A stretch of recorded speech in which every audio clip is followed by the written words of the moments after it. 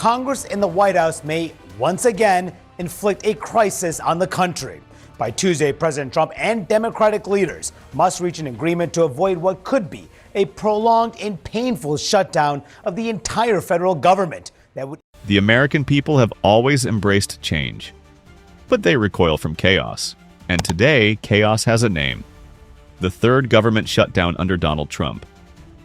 One shutdown might be an accident, two could be coincidence, but three? That's a pattern, and not a flattering one. As Washington grinds to a halt, federal workers go unpaid, public services freeze, and the political blame game begins.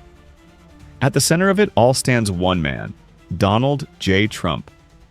This time the stakes aren't just political, they're personal. Because in this shutdown showdown, Trump has the most to lose.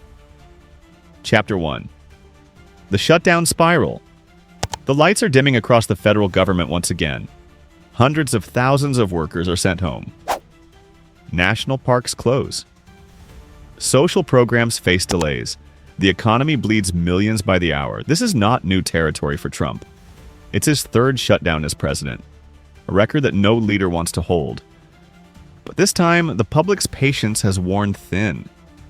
A new CBS News/YouGov poll paints a clear picture. 39% of Americans blame Trump for the shutdown, while 30% fault Democrats. The rest? They blame everyone in Washington. But in politics, perception is everything. And right now, Trump is losing that perception battle. He's the most visible man in America. He runs the show.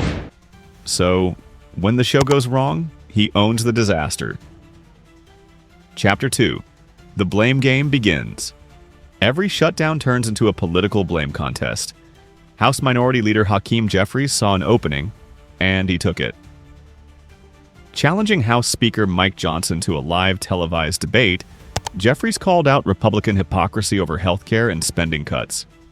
Johnson, facing public outrage and aware that his party's policies on Affordable Care Act subsidies are deeply unpopular, dodged the debate. It was a symbolic moment. Democrats were ready to fight in the open. Republicans were choosing silence. In a crisis, optics matter. Jeffries' bold move painted Democrats as defenders of working families, while Republicans appeared evasive and divided. Trump, watching from the White House, knows that every second the government stays closed, the narrative tilts further against him. Chapter 3. The numbers don't lie. Trump's poll numbers during the shutdown have plunged. His approval rating for handling the crisis sits 20 points underwater. But that's not the worst part. His economic approval, once his strongest card, has collapsed. On inflation, his approval is a staggering minus 32%. 3 in 4 Americans now believe the president is not doing enough to control prices. The man who once promised to bring inflation down on day 1 of his second term now faces a public convinced he's lost control of the economy. And when voters feel economic pain, they look for someone to blame. Right now, that someone is Donald Trump. Chapter 4. Inflation, the silent killer. Inflation is not just a number. It's the silent tax that hits every home, every paycheck, every grocery bill. For working families, the cost of essentials, food, housing, healthcare, continues to climb. Trump's administration blames global factors and democratic obstruction, but the public isn't buying it. The shutdown has only made things worse. When government offices close, supply chains freeze, and financial markets lose confidence, prices often rise further. To voters, it's simple. Trump promised relief. Instead, they got rising costs and political brinkmanship. The message from the public is clear. Enough excuses, deliver results. Chapter 5. Democrats' tactical advantage. Democrats have found their opening. By standing firm on health care and focusing on Affordable Care Act subsidies, they've positioned themselves as protectors of ordinary Americans. Their argument is emotionally powerful. While Trump fights for tax breaks for billionaires, Democrats fight for affordable health care for working families. In this narrative battle, the visuals couldn't be starker.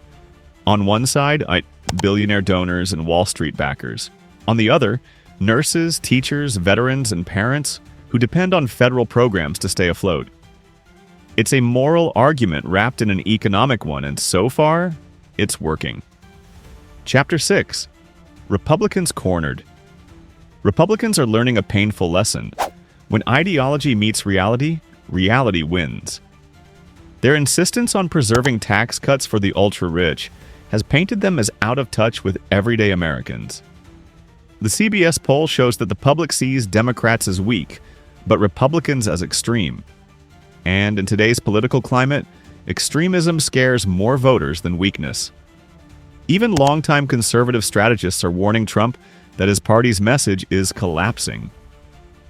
The idea of starving the government has turned into starving the middle class.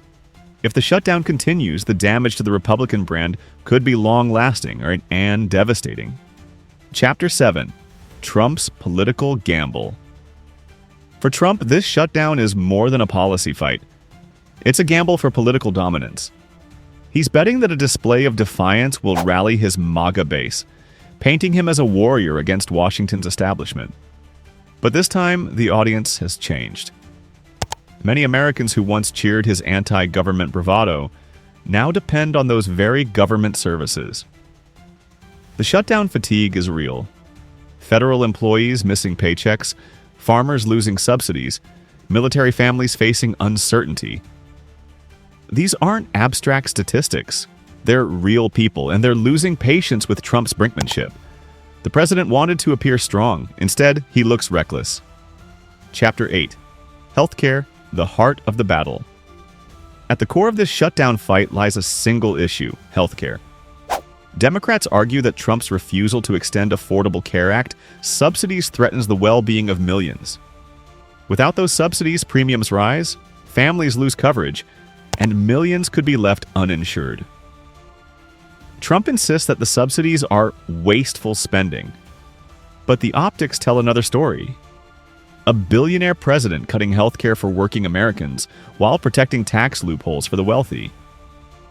This is why, politically, Trump has the most to lose. Healthcare is not just policy, it's personal. When people lose access to doctors or medicine, they don't forget who caused it. Chapter 9, the bigger picture. 3 strikes. This isn't Trump's first shutdown rodeo, but 3 times in one presidency sends a troubling message.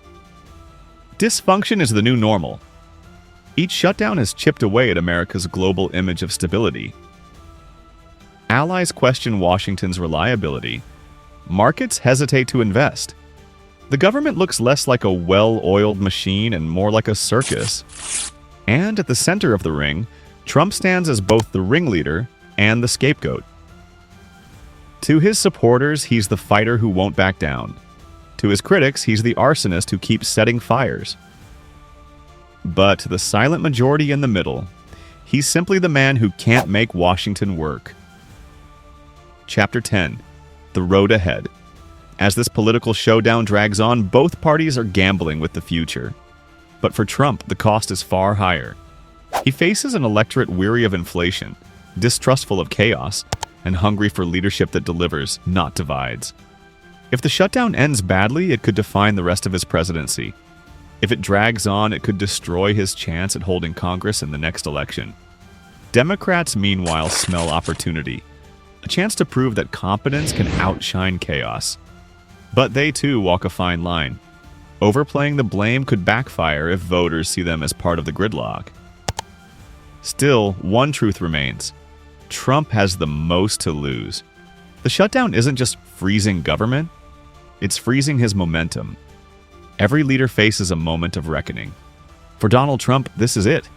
He built his political empire on disruption, on promising to shake up Washington. But in doing so, he's turned disruption into dysfunction. As the government remains shuttered, the nation watches. Not just to see who wins the blame game, but who emerges as the adult in the room. Because in the end, Americans can tolerate change. They can even tolerate controversy. But what they won't tolerate forever is chaos. And if chaos becomes Trump's legacy, this shutdown could mark the beginning of his greatest political downfall. If you found this breakdown insightful, make sure to like, share, and subscribe for more deep dives into power, politics, and the forces shaping America's future.